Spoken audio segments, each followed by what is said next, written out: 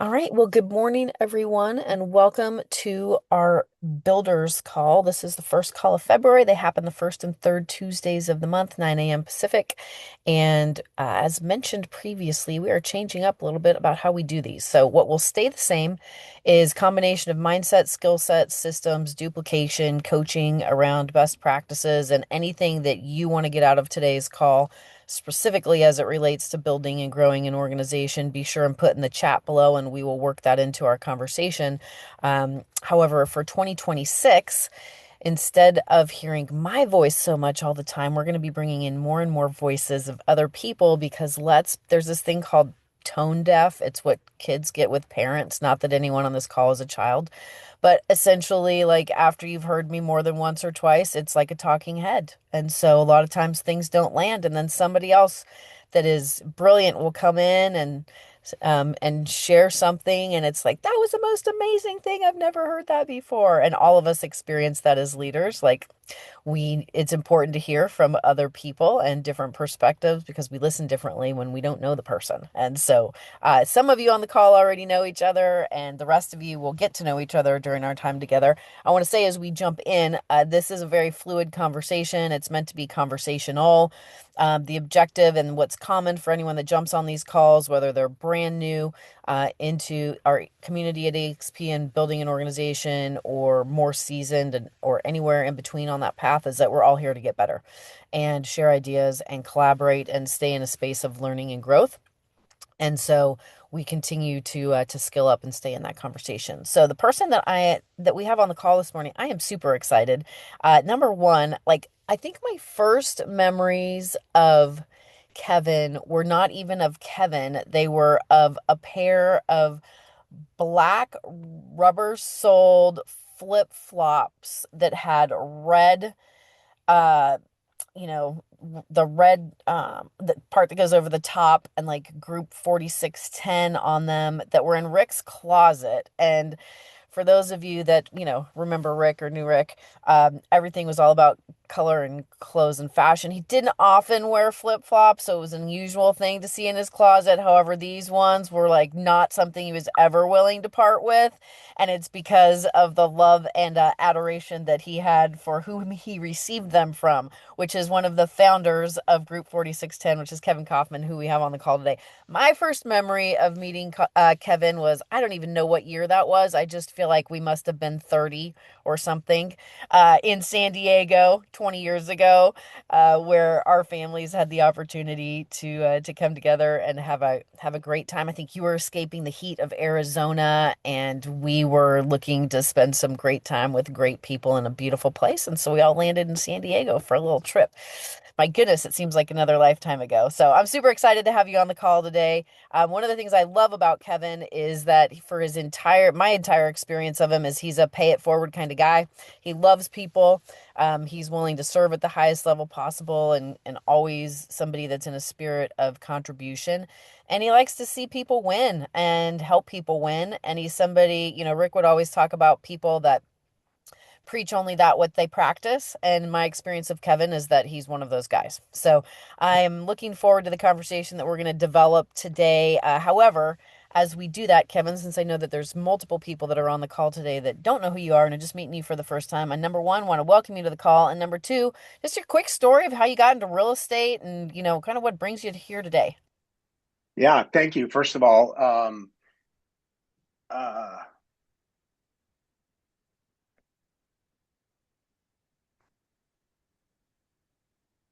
the house I told you this before, but I'm gonna say it again. The house that we stayed in that trip in San Diego, I walk by every July morning, and I think of that time, and obviously I think of Rick. He meant so much to me.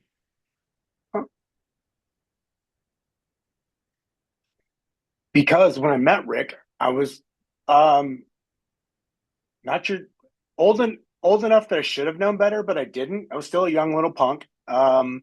I'd only been in real estate maybe a year, and I got to spend a morning with Rick prior to him facilitating an all-day class, and it was just the most special uh, beginning of a friendship for me. and impactful. I got licensed in May of '07, and uh, which was perfect timing. I don't know what the market was like for you guys, but Scott knows what it was like in Arizona. Scott's laughing because he's like, "You're stupid too." I literally had friends try to, talk me out of getting into real estate. Told me I was too late and I missed my opportunity and I shouldn't do it. Which for me, for anybody that knows me even a little bit, knows all that made me do is want to do it more. So I got licensed in '07. My third transaction ever was a short sale, and my next 1,000 or so transactions were short sales. Like that's just what I built my business on. Um, if you ever read the Millionaire Real Estate Agent book, my business looked very much like the model in that book. It's just that our listings were short sales. And that was really the first iteration of my business. Now it's evolved and changed a ton over the years. I have a business partner named Fred. We've worked together since February of '08. He was there with me the morning we met Rick. Rick actually coached us for a short period of time, but then was stuck with us from that point forward as a friend in his life. And um, so been able to do a lot. We at one point had expanded our business outside of Phoenix. I guess technically we still do. In 2014, we started selling real estate in Denver, Colorado as well. We still do to this day, not to the levels that we used to, but we still have two partners there that sell that have been with us, gosh, for 10 or 11 years now. And so we still sell real estate in Denver and then Phoenix, and I guess technically Nashville too, although that agent is very part-time. And we just focus on the Phoenix area. We run a mega icon team here in the Phoenix area. Spent my first 11 years almost to the day with Keller Williams, and made the best decision of my life business wise to move over to EXP Realty in June of 2018, and have not looked back. So that's a little overview there. Yeah, hopefully that was good enough. Casey, you're muted. Yeah. Did somebody mute me? No, I'm kidding. So here's one of the things, like everything about these calls is learning, and the topic around today's call is attraction and recruiting through skilling up around how you actually build relationships. And what we talk a lot about in our community is when we understand the story of what drives people and where they're at and what they think and what moves them, it's different for each person. And so one of the pieces that's really valuable, I find, is that when you look at somebody like you who, I mean, if you cut you, you would bleed red, not because that's what you would do naturally, but because that's how the brand that you had built the first 11 years of your career around. And really, I mean, you guys were completely integrated into that community at the highest level. Group 4610 was like like everybody knew who Group 4610 was within the Keller Williams culture and community. You guys are active out of the gate. You've done a ton of business. I mean, to date over 4,000 transactions, which is incredible since 2018. And so, one of the things when we're in conversation with people in this idea of attraction and recruiting for somebody that was never in a position like within the context of a Keller Williams team leader whose job it is to attract and recruit, for the agents that are out there selling real estate and that see the value in being able to utilize their influence to grow and build an organization around attraction and recruiting, there's sometimes a gap. And so one of the things that we talk about a lot is that everyone's got a story and different drivers at different times that have them look at life and business through a different lens where they are open to something different.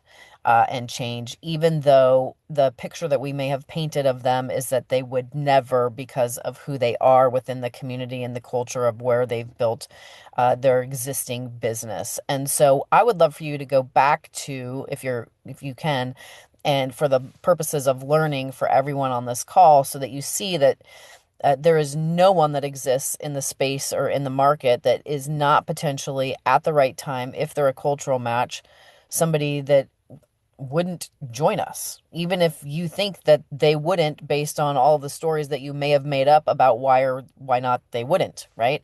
So Kevin, if you go back to like just remembering, where did that conversation start for you? What initially was intriguing to that you would even have the conversation? And then what was the process of change for you to actually to make a change on moving your business over to the platform that we know all affectionately as EXP? I think the thing was is that it was a multi-step process for us. And one thing I've learned as I've dove into learning about recruiting over the last decade or so is that um, we just realized that KW was no longer home for us. Um, it just didn't feel like home anymore. And we went through a very long process of exploring options. And you guys have probably heard some version of this before. I was actively avoiding EXP because of what I thought it was.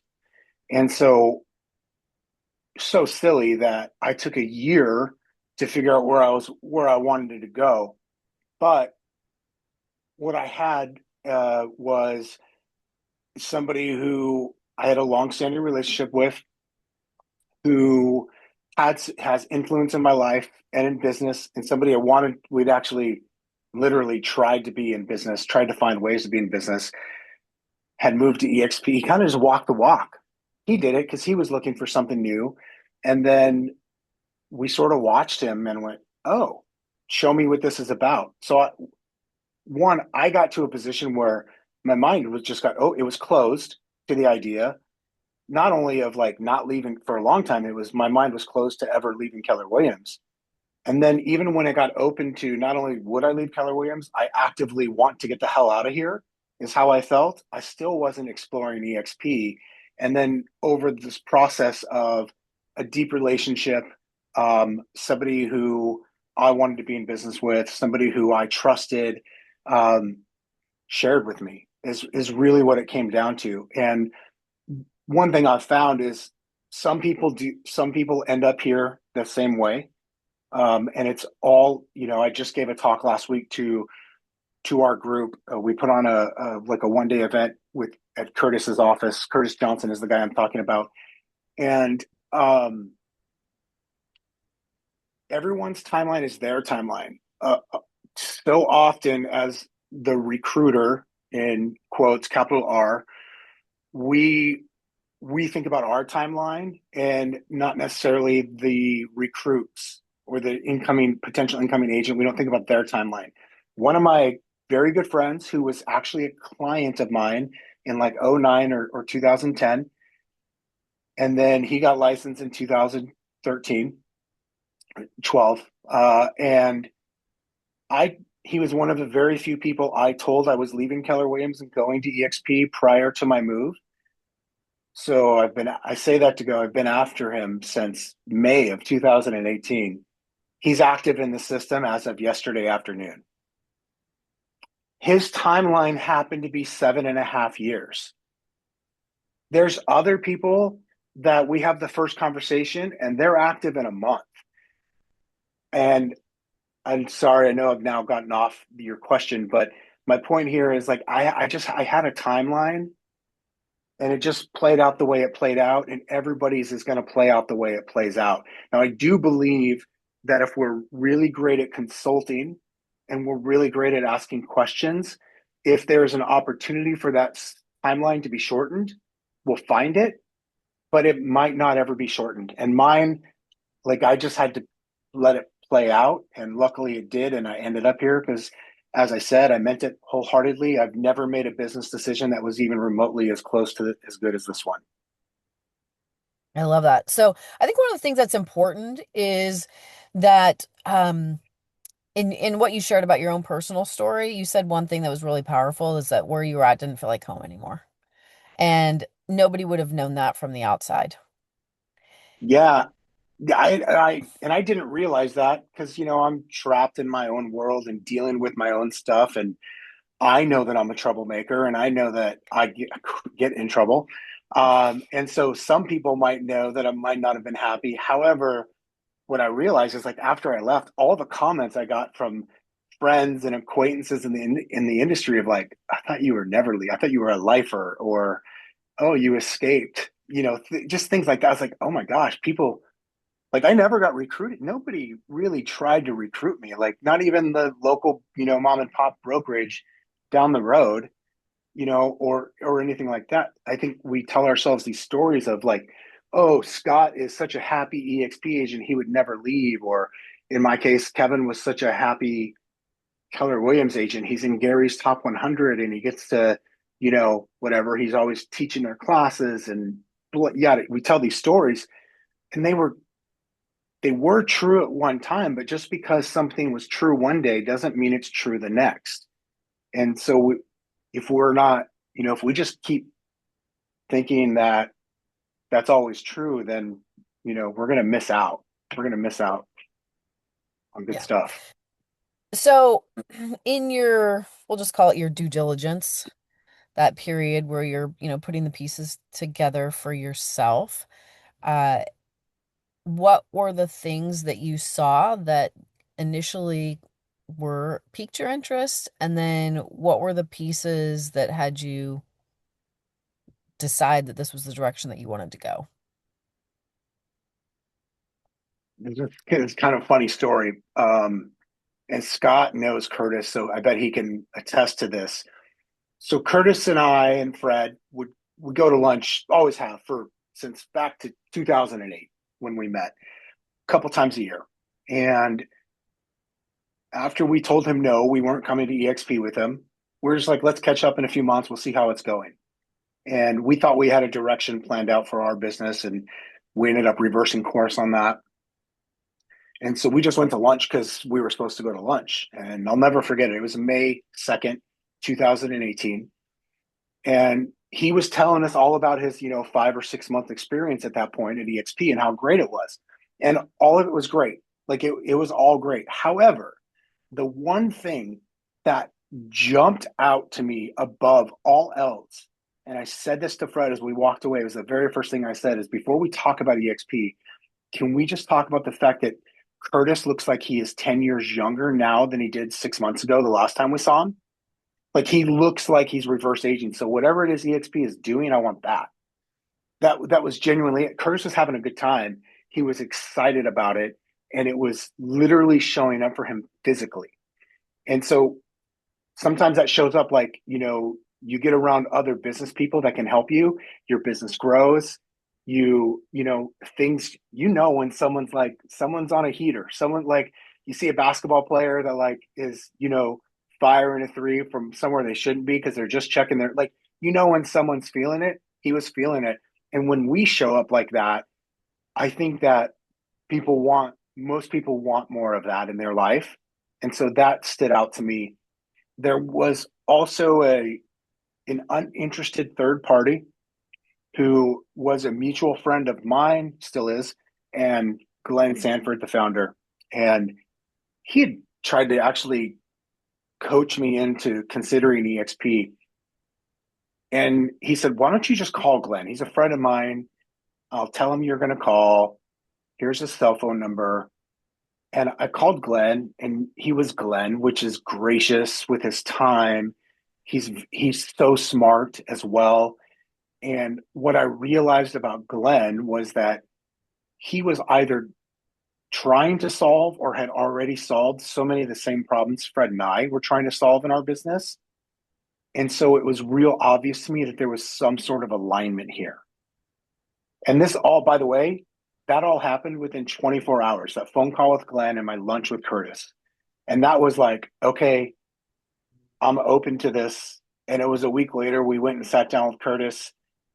And I don't know, 5 minutes into that meeting, I was sold. It might have taken us a week to make an official decision. But once I was totally open. It's kind of like what Brent is always saying, like you can't say the wrong thing to the right person. Well, I was the right person and it was the right time. I love that. So I think there's something really important. You had a meeting with Curtis, and within 24 hours, you're on the phone with Glenn. Yeah. And there is a principle for those that are builders is sometimes we make it about ourselves and we're like, well, I don't want to be pushy or have too much pressure. How about we'll set up a call next week?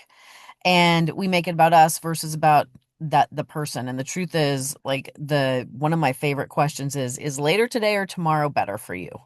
Is later today or tomorrow better for you? And it is a question that there's urgency, right? If there's no urgency, if it was, yeah, we'll get you on the phone with Glenn in the next couple of weeks, that is a different conversation than you're on the phone with the founder of EXP within 24 hours.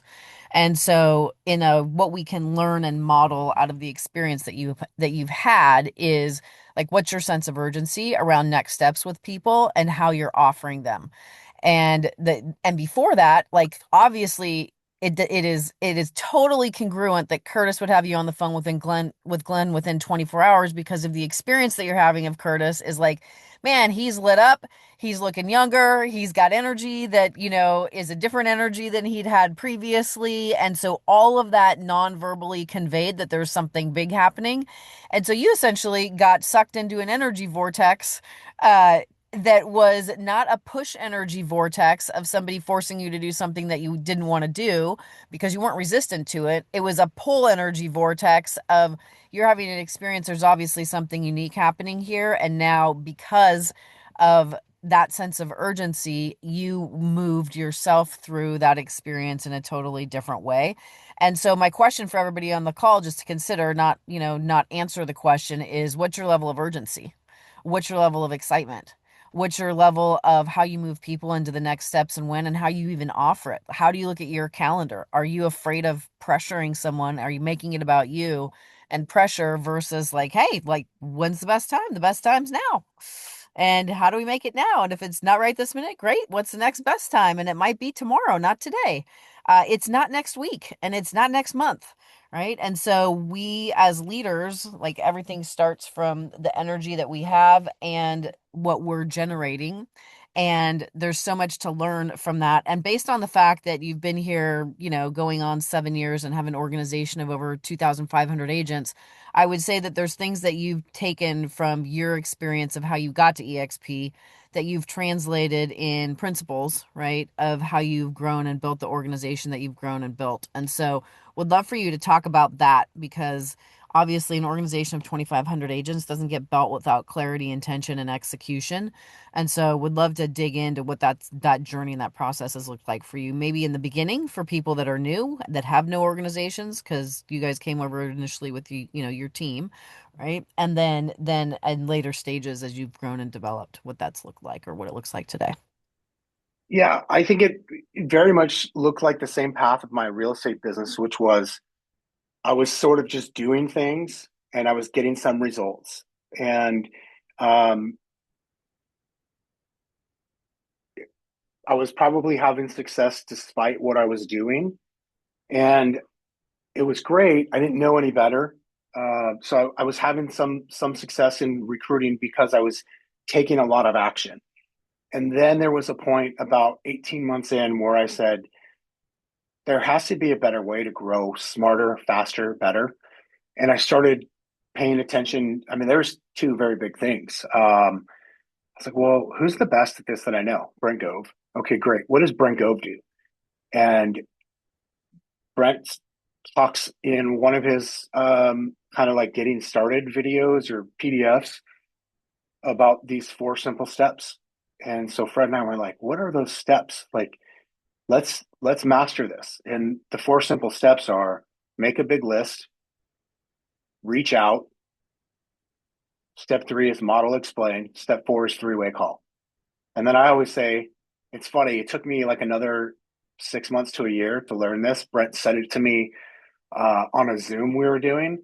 The fifth step of the four steps is events. He's like, if you just want a compact time, bring people to events. And I was like, damn, dude, why didn't you tell me that before? And I'm sure he had, and I just didn't listen. But this was like a private Zoom. And so he told me that day. I was like, oh, that's the missing piece.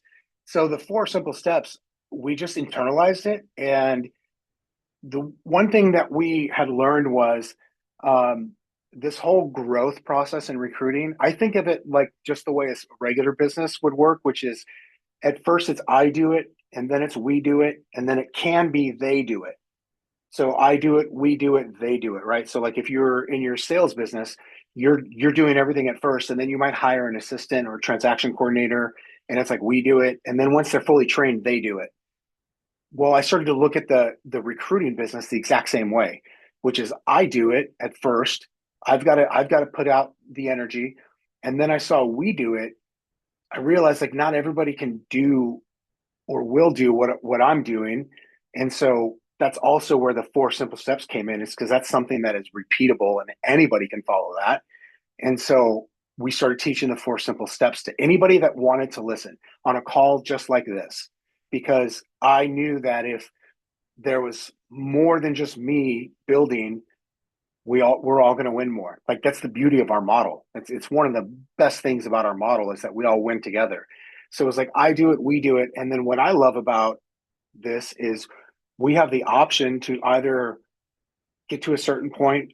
I believe that number is at a couple hundred agents in your group. You can leave it as they do it, or you can stay in we do it, which is what I've chosen to do, which means I'm not only supporting their recruiting efforts, but I am also doing activities of my own every single day too to bring in more.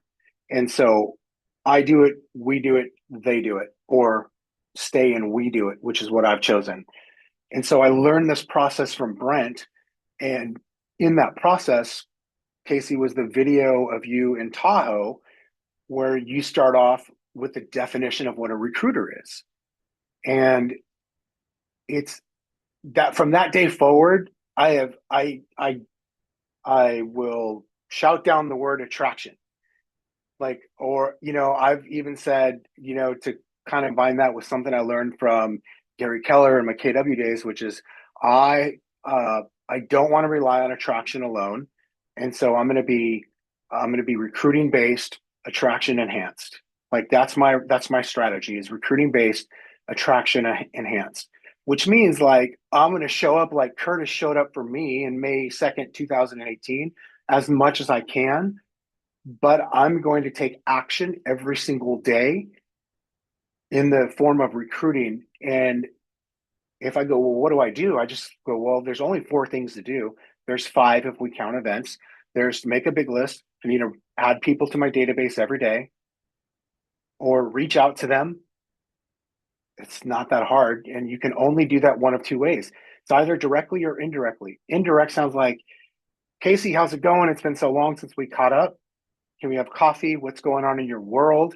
This does a couple of things. It allows me to build a deeper connection with Casey if I don't already have one, and to also strategically thinking about Casey's definition of a recruiter. If I'm actively listening and I'm curious, I'm seeing the opportunities. As long as she feels safe with me, I'm going to see the opportunities in her business or her life where I can then become a resource for her. And I can position myself that way based on understanding her better. So there's my indirect, because maybe I just don't feel like I've got the credibility built with Casey yet to say, hey, be direct, where a direct reach out looks like, Scott, how's it going, buddy? It's been a little while since we caught up. I know you noticed I moved to EXP Realty. That was a big deal for us. And I don't know if you're open at all, open-minded at all about your business, but I think EXP might be a great option for you. Have you ever considered taking a look at it, or would you trust me with 30 minutes of your time to explore it? Like that's it. There's direct and indirect. There's no other ways, right? So that reach out, and then when either one of them. By the way, here's what it looks like in practice: is it's a lot more indirects. However, those turn into directs inbound because I've done it so much, so often. It's like, hey, Kevin, I think I'm ready to listen about EXP, or hey, Kevin, could you tell, and now like floodgates are open. I treat them like an internet lead, which means they're never getting out of my web. And now I can go into step three no matter what, which is we're going to do the model explained, and we're going to instantly move to the three-way call. Like that's it. And I think a lot of people get caught up with not doing step forward, the three-way call, because we naturally want to answer questions and close loops. And yet, the most strategic thing you can do, the most effective way you can do this, is to leave open loops and create opportunities to bring in Casey, or bring in Scott, or bring in Curtis, who is a third party, to run through the call. They're going to answer all the same questions you could have, but it's a different voice. number one. So it's like that whole mom dad thing that we talked about at the beginning of this call, but also it's them experiencing the company in in in real life. So one of the best recruiting coaches I've ever had in my life is a gentleman by the name of John Cheplack. And one of the principles John taught me on my very first phone call with him was you want to give people an experience of what it's like to work with you before they work with you. And that's what a three-way call is. You're giving them an experience of what it's already like to work with you. Now, you might see it as like I'm just trying to convince them to do something or it's a tactic, but when it's done properly, all you got to do is go watch Casey's video from Tahoe in 2020. I think it was November of 2020.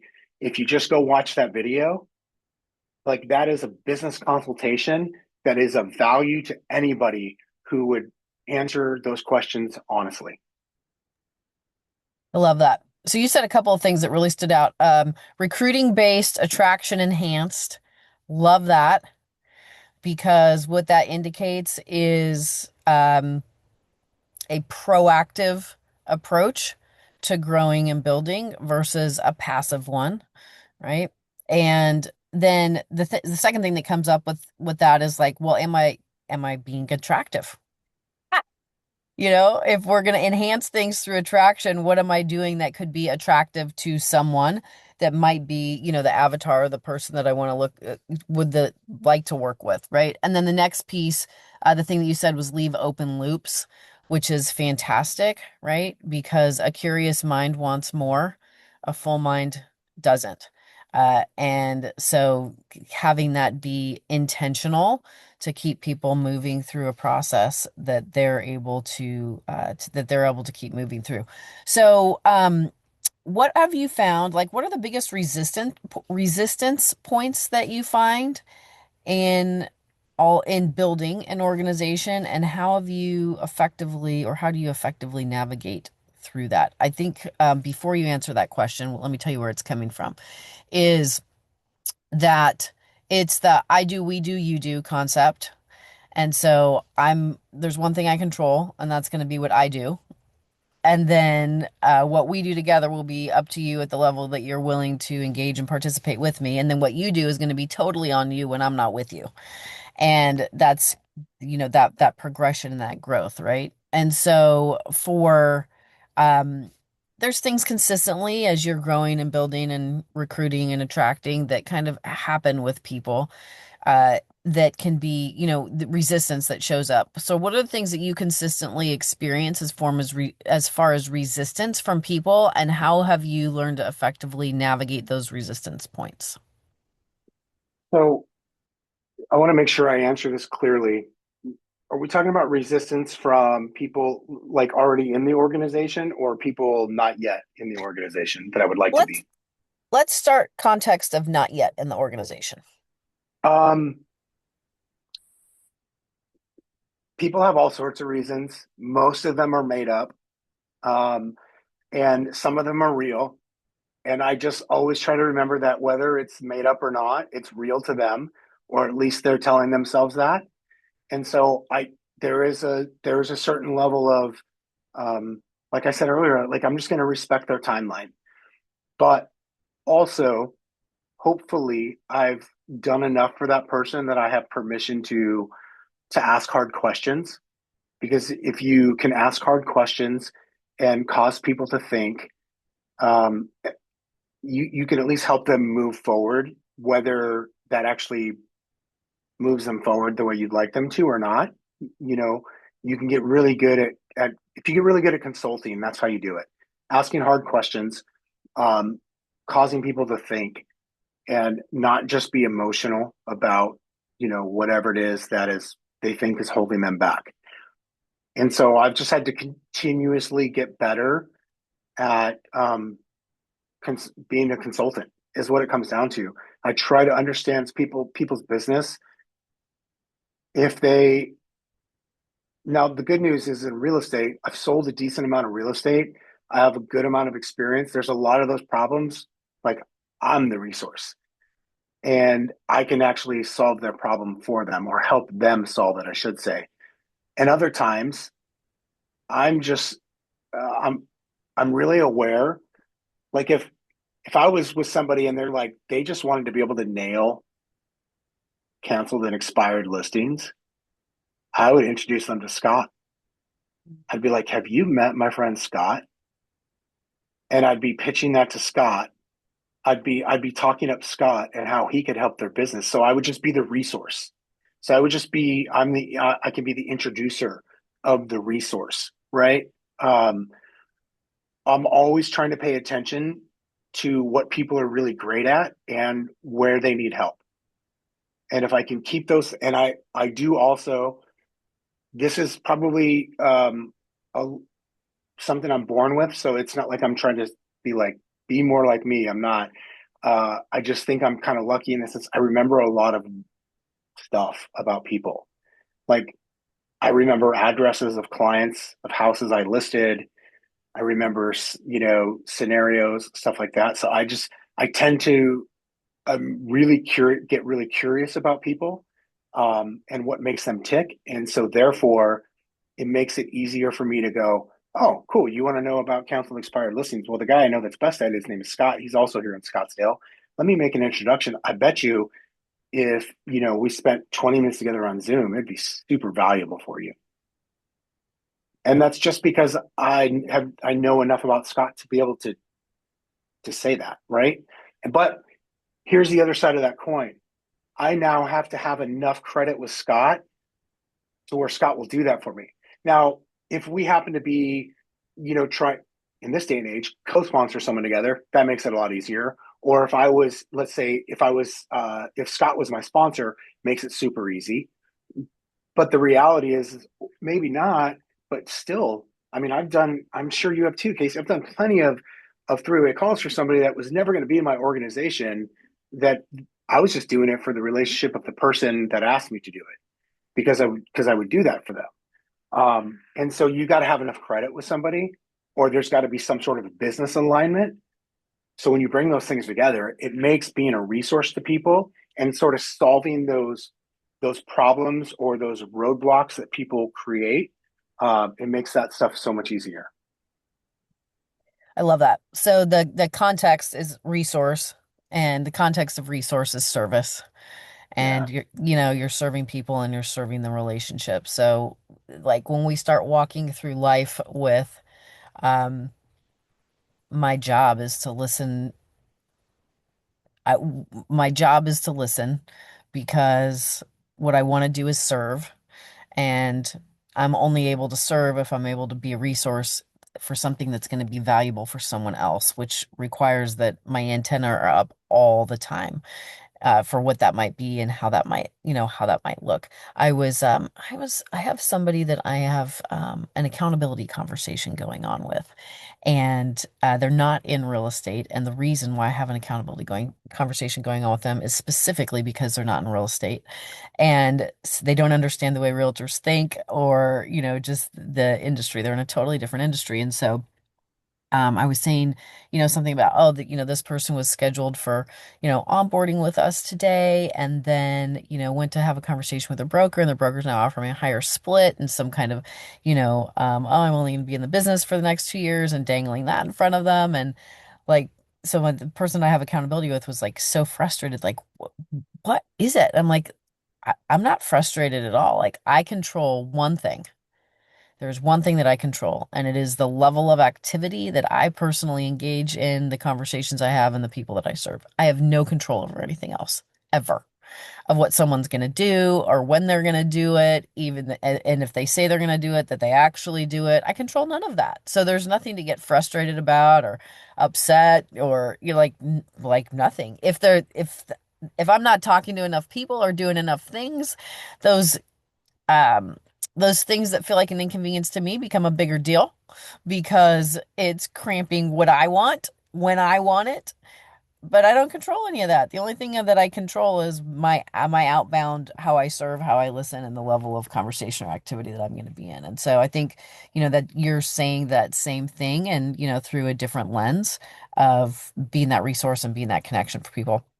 So what is one thing that you wish, or that if you could have a crystal ball and go back to 2018, if you were to have done differently or started to implement sooner, knowing what you know now, what would that be as far as growing and building a thriving organization? Oh, I wish I would have just joined EXP earlier, a day earlier, a month earlier, a year earlier. But if I couldn't do that, the next thing I would do would be I wish I would have just got purposeful about the way I was going about building my EXP organization sooner. Um, Again, I was doing a lot of activity, so I was able to get some results. But if I would have paid more attention to, say, known the four simple steps and then like not just knowing them, but like totally adopting them and following that, it would have helped me, you know, it would have helped me grow bigger faster. And, you know, this whole game, this whole thing is like one of the wonderful things about it is that it's compounding over time. And so the sooner somebody's in, the more time it has to compound, just like a dollar in the bank. And so I wish I would have, just treated it uh, more like a business and less entrepreneurial from the get go. That is such good wisdom. The difference between activity and purposeful activity.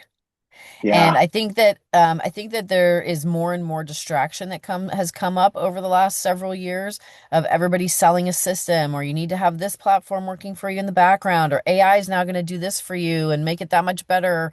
Like they're going to talk to your people and convert them for you. Maybe. And at the end of the day, business moves at the speed of trust and its people. And so if you have a four-step business system like you've just described, like that's been built, the people that have built the largest organizations in EXP, I'm going to say this again, the people that have built the largest organizations of EXP have not done that through automation. They have done that through belly to belly. Brent Gove, belly to belly. Rob Flick, he couldn't use tech to save his life, belly to belly. Gene Frederick, seriously, he's got a napkin and a pen, belly to belly. The people that have built the largest organizations are the ones that have mastered belly to belly and relationships. They're not tech wizards. They don't have crazy systems working in the background behind them. They may have like a simple CRM or something. They're doing events, they're bringing people together, they're investing in relationships, they're serving, they're helping. Like the people with the largest organizations. Is that the only way to build? No, for sure not, right? Because there's people that have built organizations through an online presence as well, right? That are using more of that attraction model versus the recruiting model. But you line up those organizations side by side with somebody that's got a belly to belly, and they do not look the same. They do not look the same at all because there's a principle of duplication, and the principle of duplication, when you can duplicate relationship building, adding value, and belly to belly, and you get that duplicating, that's something that can duplicate. And if you get people doing that with their own relationship currency, which is how business moves at the end of the day and how it moves the fastest on those four simple steps, that is the key to really growing and building and scaling an organization. Now, do I wish it was easier? Well, yes, of course I do, because that's human nature. And we want it to be easier, and we want it to be bigger, and we want it to be faster. However, the easier, bigger, faster cuts out the one really important piece, which is it skips you becoming the person that you can be or that you will be required to be to grow into that somebody that has those skills, that's influenced those people, that's built those organizations. And there's no skipping that at the end of the day because it's a leadership thing, right? And so everybody's got their own fingerprint, the own way that they lead and their own way that they serve, which is the great news to anybody that's listening to this call on replay that's just getting started, is you don't need to go out and spend a bunch of money every month thinking it's going to help you grow and build an organization.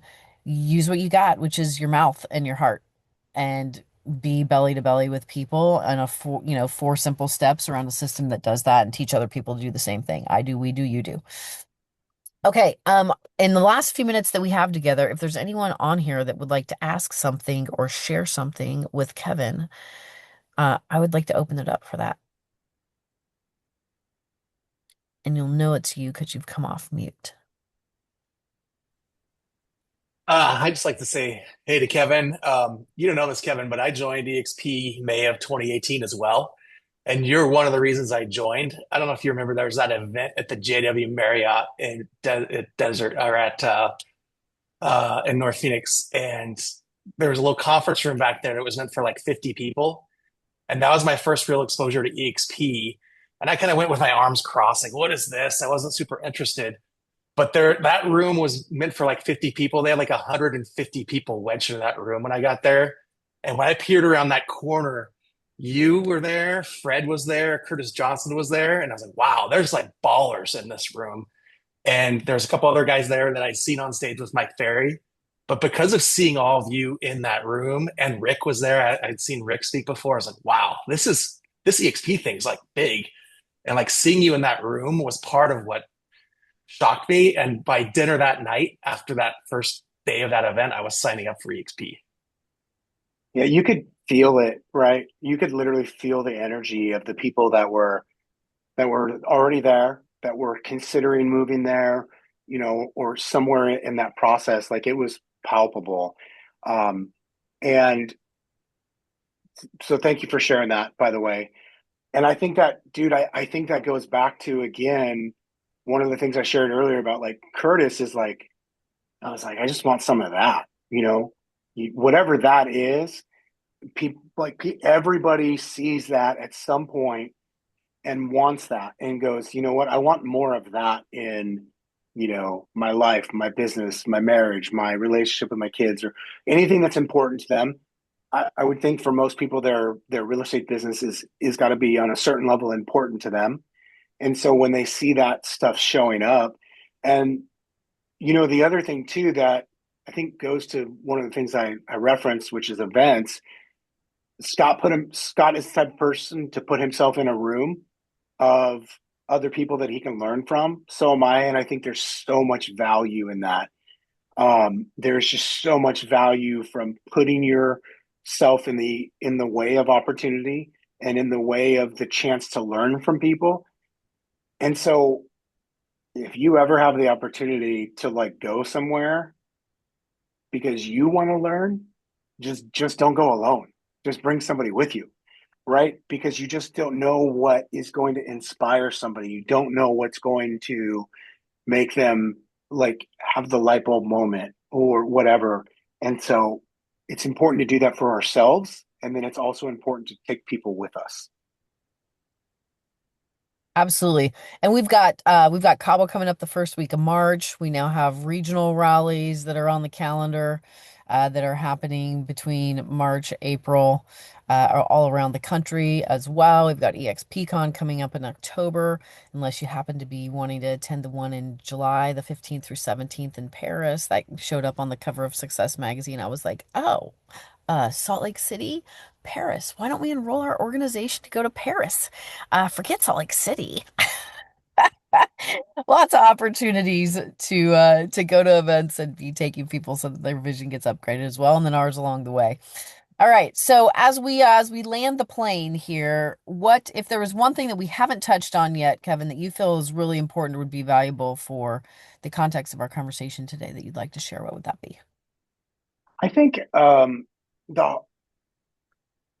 the hard part that can be about recruiting is that it's really not hard to do. Like it's not hard to reach out to people.